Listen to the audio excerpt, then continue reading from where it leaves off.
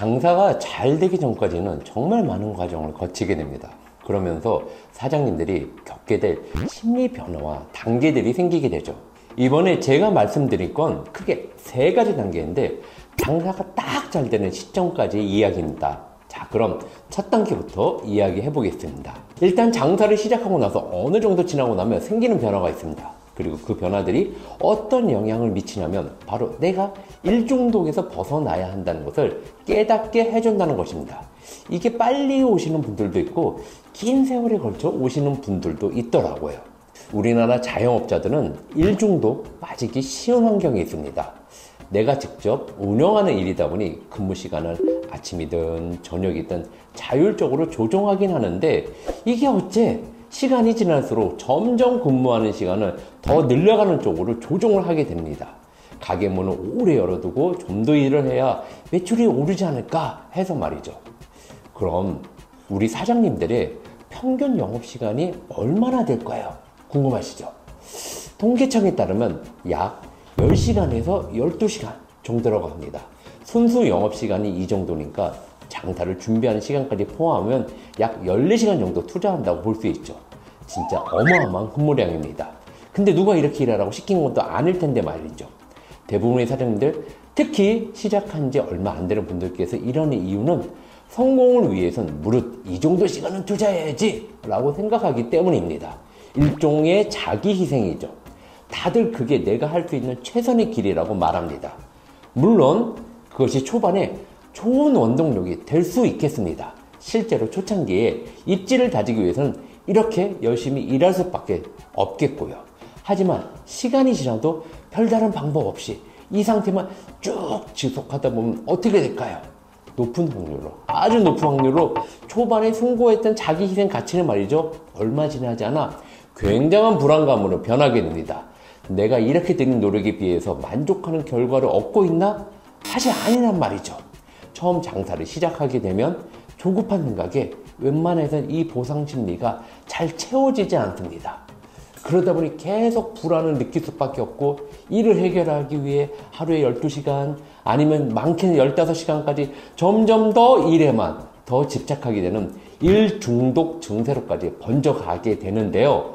이 중독도 말이 중독이지 사실 강박에 가깝습니다. 대부분의 사람은 내가 일한 결과를 통해 보상을 얻고 보람을 느끼지 일하는 행위 자체에서 어떤 보상감을 얻진 못하잖아요. 어떤 보상도 얻지 못하는데 중독이 된다는 게 조금 이상하죠.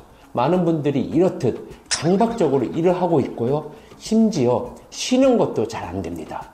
내가 지금 쉬어도 되나? 이러고 있어요. 사실 저도 이때를 겪어봤기 때문에 이런 상황으로 쉽게 빠져버릴 수밖에 없다는 것을 잘 알고 있습니다. 그런데 이런 식으로 흘러가다 보면요. 결국 자기 자신이 갈수록 소진되어 가고 있다는 것을 느낄 수밖에 없어요.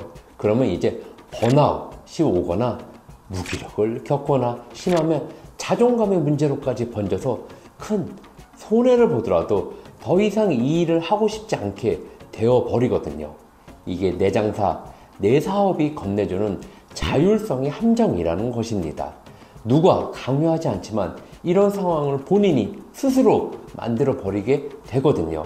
이 굴레에 갇히지 않고 앞으로 나아가려면 제일 먼저 강박에서부터 벗어나셔야 됩니다. 아까 말했듯이 강박의 원인이 내 불안에서 기인했던 문제였잖아요. 그 불안은 내 노력 대비 보상 심리가 채워지기 힘든 구조에서 출발한 거였고요. 이렇게 역으로 거슬러 올라가다 보면 내가 어떤 생각으로 멘탈을 무장해야 할지 어느 정도 답이 보여요. 목표한 매출이 너무 컸다면 조금 줄여서 한 단계 한 단계 성장해 가는 게 내각의 상향을 지켜본다든지, 보상 심리가 문제인 것 같다면 목표를 잘게 쪼개고 세분화해서 하나씩 달성해 나가는 식으로 채우던지 말이죠. 물론 불안 자체는 영원히 없앨 수는 없겠지만 이런 식으로 멘탈을 케어하는 자기만의 방식을 찾아서 불안감을 잡아줘야 된단 말입니다. 그래야 강박에서 서서히 벗어날 수 있어요. 또 이런 식으로 멘탈 케어를 하시면서 동시에 가게에 들이는 시간을 줄이기 위한 나만의 시스템 확보하셔야 합니다. 이건 이제 좀 더 현실적인 고민이라고 할 수 있겠죠. 그리고 그 고민을 하기로 정한 날에는 과감하게 가게문 닫고 그 시간에만 집중할 줄 아셔야 돼요. 물론 이 모든 걸 한 번에 이루긴 쉽지 않겠죠. 이렇게 저렇게 시도해보고 실패하고 개선해 나가면서 노력하셔야 불안감과 강박 증세를 접는 나만의 방식이 생기게 됩니다. 여기까지만 와도 좀 분위기가 많이 바뀌는 것을 느끼실 수 있습니다. 아무것도 아니었던 상태에서 한 단계 위로 올라왔으니 뭔가 좀 풀려가는 느낌이죠. 심리적 여유가 어느 정도 확보되는 굉장히 중요한 순간입니다.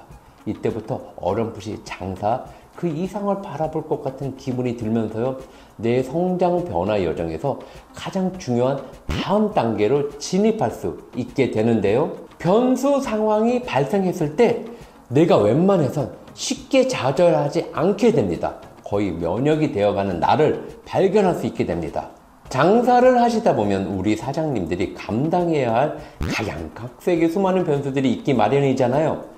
또 이런 일들은 예상치 못한 곳에서 터지기도 하고요.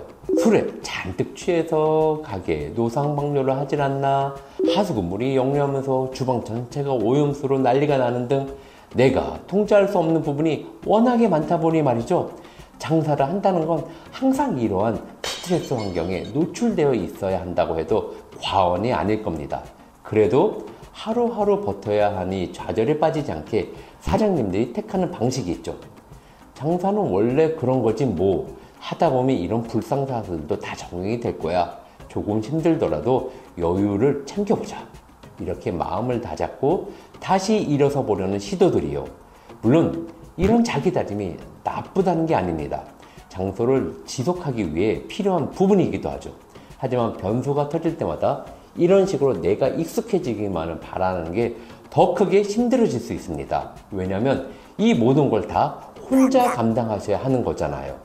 직장인 시절에는 동료라든가 상사라든가 힘들어 함께 나눈 울타리도 있었는데 말이죠. 적응이 아니라 누적이 되다 보니 그래서 이 시기에 가장 많은 사람들이 장사를 포기하기 시작합니다. 이것저것 계획을 세워둔 게 많았어도 이 멘탈이 견디지 못하는 것이죠. 특히 순수하게 요리가 좋아서 장사를 시작하신 분들은 더 크게 상처를 받으십니다. 안타깝죠. 이런 분들이 사라진다는 거지.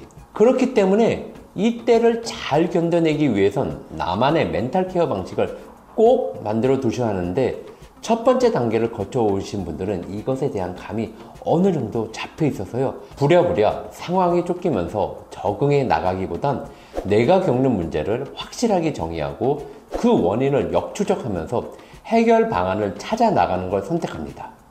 그러면서 내 가게 안에서 일어나는 온갖 일들에 대해서 단단히 대처를 할 수 있게 되죠. 그럼 이제 내 생각의 방향이 바뀌니까 뭐예요? 이걸 해결하기 위한 아이디어가 막 떠오르기 시작해요. 아, 진상들은 이렇게 대처해야 감정 소모 없이 깔끔히 처리되겠구나. 기름때로 하수구 막힐 땐 이렇게 해야 되겠구나. 좋은 경험이라고 생각해야겠네. 물론 여전히 짜증나고 힘들지만 이런 태도를 갖춘 것만으로도 말이죠, 변수 상황 때문에 내가 선택한 장사의 인생 전체를 불행하게 느끼는 함정에 빠지지 않을 수 있어요. 담담히 스트레스 상황을 컨트롤하는 방법을 서서히 깨닫게 되는 거죠. 장사를 성공시키는데 가장 중요한 관건인 변수 관리가 되기 시작합니다. 여기서부터 내가 이제 조급함을 내려놓을 수 있고요, 사람이 여유가 생기는 거죠. 그리고 이 다음이 진짜 중요한 터닝 포인트인데, 여기서 조금만 더 내려놓으면 엄청나게 달라질 수 있는 가능성이 보이기 시작합니다. 오늘 이야기의 마지막 단계죠. 이걸 넘어서야 이제 내 장사 생활이 풀리기 시작하는 구간에 진입하는 거거든요. 이 시점에 오면 한 번쯤 내가 지금까지 가게를 운영할 때 고수했던 방식을 돌아보게 됩니다. 마진을 향상을 위해서 내가 택했던 방식, 이를테면 비용 절감 같은 것들 말이죠. 고객을 대할 때 나도 모르게 손해를 보지 않으려고 행동하지는 않았나 했던 것들 같은 건데, 뭐 서비스 음료 하나라도 말이죠. 그날의 손익 상태를 봐서 줄지 말지 생각을 해봤다던가 그런 것들이 있잖아요. 이제 그런 것들 생각해 보는 거예요. 조급했던 마음에서 조금 여유를 찾았으니까 과연 비용 절감에 신경 쓴다고 해서 내 영업이익 상황이 나아졌나? 아닌 것 같아요. 절감이 필요한 건 맞는 것 같긴 한데, 길을 쓰고 비용을 아껴도 결국 매출 자체가 늘지 않으면 아무리 절감을 해봐야 내 상황 나아지는데 큰 기대를 하기가 어렵다는 거죠. 사실 장사를 하는 사람들은 손실 회피 성향이 강할 수밖에 없어서 이게 한 번에 잘 깨달아지진 않아요. 그래서 여기까지 오려면 앞에 단계들이 필요한 거고요. 이걸 모두 따져보고 깨닫게 되는 순간 손익계산적이었던 잣대를 서서히 내려놓게 됩니다. 그냥 이럴 바엔 모든 고객들에게 서비스 하나 더 얹어드린 게 차라리 낫겠네, 이렇게 말이죠. 바로 이때부터 장사가 엄청나게 달라질 수 있는 단계로 넘어가게 됩니다. 일단 내가 매출을 대하는 태도가 달라지게 돼요. 처음엔 누구나 돈 벌려고 장사 시작한 건 맞죠. 그러다 보니 매출이라는 걸 내가 한 달에 얼마가 남는지 알아보기 위한 지표로서만 다뤘단 말이죠. 그런데 이제 서비스 하나라도 더 챙겨드리자는 방식으로 가게를 운영하면서 이렇게 생각하기 시작합니다. 우리가 매출에 대해선 보통 판매 가격 곱하기 판매 수량 말하는데, 이전까지는 이 판매 수량이 단순 내가 하루 판매한 그릇의 숫자로 이야기했다면 이젠 내가 유치해야 할 고객의 숫자로 인식이 바뀌게 되는 거죠.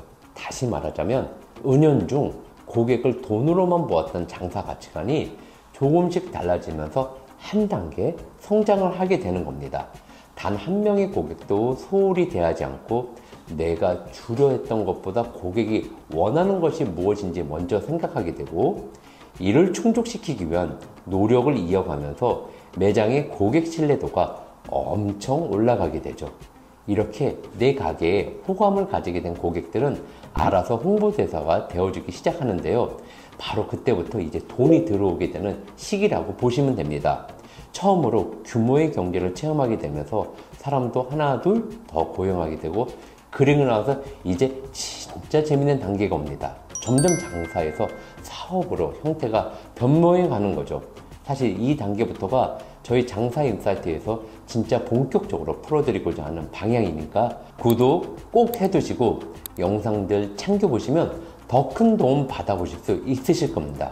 오늘 이야기 혹시 이미 겪고 있거나 겪었던 분들이라면요, 지나왔던 길을 한번 돌아보는 계기가 되셨으면 하고요.